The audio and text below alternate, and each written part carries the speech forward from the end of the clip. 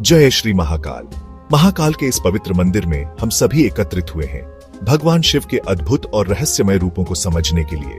दोस्तों, आज हम बात करेंगे भगवान शिव के एक अद्भुत रूप की, अर्धनारीश्वर की। अर्धनारीश्वर, जो शिव और शक्ति का संयुक्त रूप है, हमें जीवन के गहरे रहस्यों को समझने में मदद करता है। यह रूप हमें एक गहरा संदेश देता है।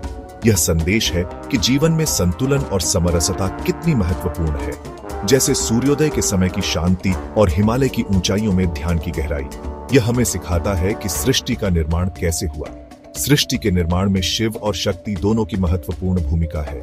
यह हमें बताता है कि बिना शक्ति के शिव अधूरे हैं और बिना शिव के शक्ति।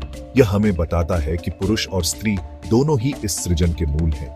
अर्धनारीश्वर का यह रूप हमें यह भी सिखाता है कि जीवन में दोनों ऊर्जाओं का संतुलन कितना महत्वपूर्ण है। अर्धनारीश्वर का अर्थ है वह जो आधा स्त्री और आधा पुरुष है। यह रूप हमें यह भी बताता है कि जीवन में हर व्यक्ति में दोनों ऊर्जाओं का होना आवश्यक है। यह रूप हमें बताता है कि शिव और शक्ति एक दूसरे से अलग नहीं है।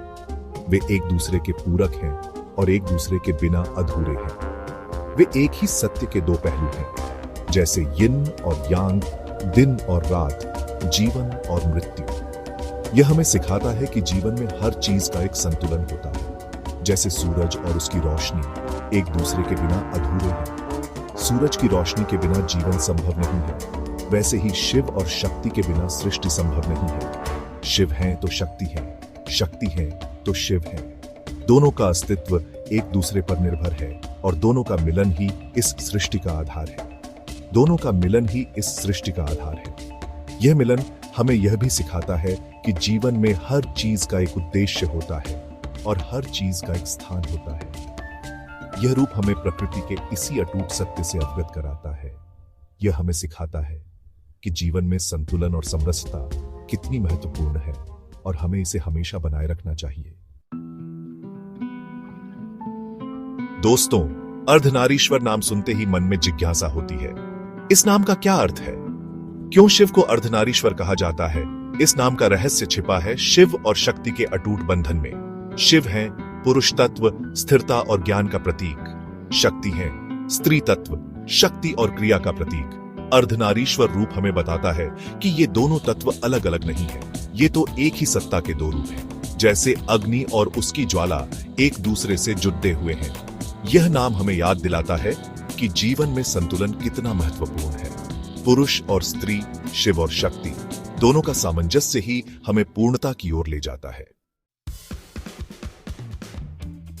अर्धनारीश्वर, यह नाम सुनते ही मन में एक अद्भुत छवि उभरती है। यह नाम अपने में एक गहरा फिलोसॉफिकल मीनिंग समेटे हुए है। यह नाम हमें जीवन के गहरे रहस्यों और संतुलन की ओर इशारा करता है। यह सिर्फ एक नाम नहीं है, यह तो एक पूरा दर्शन है। यह दर्शन हमें सिखाता है कि जीवन में संतुलन और समरसता कितनी महत्वपूर्ण है। अर्धनारीश्वर शब्द 3 शब्दों से मिलकर बना है। अर्ध मतलब आधा, नारी मतलब स्त्री और ईश्वर मतलब ईश्वर। यह नाम हमें बताता है कि ईश्वर सिर्फ पुरुष नहीं है, बल्कि उसमें स्त्रीत्व का भी समावेश है। यह नाम हमें बताता है कि ईश्वर सिर्फ पुरुष नहीं है, बल्कि उसमें स्त्रीत्व का भी समावेश है। यह हमें यह भी सिखाता है कि स्त्री और पुरुष दोनों ही एक दूसरे के पूरक हैं। यह रूप हमें सिखाता है कि हमें अपने अंदर के स्त्री और पुरुष दोनों ही पहलुओं को समान रूप से विकसित करना चाहिए। यह संतुलन हमें मानसिक और आत्मिक शांति की ओर ले जाता है। जब तक हमारे अंदर इन दोनों गुणों का संतुलन नहीं होगा, तब तक हम जीवन में पूर्णता प्राप्त नहीं कर सकते। यह संतुलन हमें जीवन के हर क्षेत्र में सफलता और संतोष की ओर ले जाता है। अर्धनारीश्वर का रूप हमें यह भी बताता है कि स्त्री और पुरुष दोनों ही एक दूसरे के पूरक हैं। यह हमें यह भी सिखाता है कि हमें एक दूसरे का सम्मान करना चाहिए और एक दूसरे को समझना चाहिए। दोनों का सम्मान करना, एक दूसरे को समझना बहुत जरूरी है। यह समझ और सम्मान हमें एक बेहतर समाज की ओर ले जाता है, जहां हर व्यक्ति को समान अधिकार और सम्मान मिलता है। दोस्तों, अर्धनारीश्वर रूप की उत्पत्ति के पीछे भी कई कथाएं प्रचलित हैं। यह रूप शिव और शक्ति के मिलन का प्रतीक है, जो हमें जीवन के संतुलन और एकता का संदेश देता है। इनमें से सबसे प्रसिद्ध कथा है सती और पार्वती की। यह कथा हमें प्रेम, त्याग और पुनर्जन्म की गहरी समझ देती है। कहते हैं कि जब दक्ष प्रजापति ने शिव जी का अपमान किया, तब सती इस अपमान को सहन नहीं कर पाई और यज्ञ कुंड में कूदकर अपने प्राण त्याग दिए। दक्ष प्रजापति, जो सती के पिता थे, ने शिव जी को यज्ञ में आमंत्रित नहीं किया था, जिससे सती बहुत आहत हुई। शिव जी अपनी पत्नी सती के बिना बहुत दुखी रहने लगे। उनका दुख इतना गहरा था कि उन्होंने संसार से विरक्त होकर ध्यान में लीन हो गए। शिव जी का यह दुख हमें सच्चे प्रेम की गहराई का एहसास कराता है। उन्होंने तब सती के शरीर को अपने साथ रखा और तांडव करने लगे। तांडव नृत्य शिव जी का क्रोध और दुख दोनों का प्रतीक था। यह नृत्य इतना प्रचंड था कि इससे सृष्टि का संतुलन बिगड़ने लगा। तब भगवान विष्णु ने अपने सुदर्शन चक्र से सती के शरीर के टुकड़े कर दिए। यह कदम उन्होंने इसलिए उठाया ताकि शिव जी का क्रोध शांत हो सके और सृष्टि का संतुलन पुनः स्थापित हो सके। कहा जाता है कि जहां जहां सती के शरीर के टुकड़े गिरे, वहां वहां शक्तिपीठों की स्थापना हुई। ये शक्तिपीठ आज भी भारत के विभिन्न हिस्सों में स्थित हैं और श्रद्धालुओं के लिए महत्वपूर्ण तीर्थ स्थल है। बाद में सती ने पार्वती के रूप में जन्म लिया और शिव जी से विवाह किया। पार्वती ने कठोर तपस्या की और शिव जी को पुनः प्राप्त किया। यह कथा हमें पुनर्जन्म और तपस्या की महत्ता को भी दर्शाती है। इस प्रकार शिव और शक्ति का मिलन पुनः स्थापित हुआ।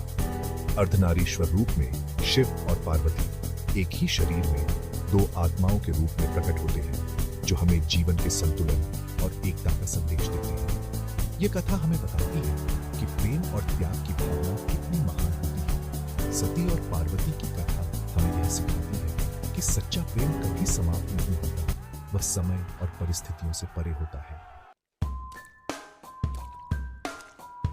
सेक्शन 5 शिव और शक्ति का मेल।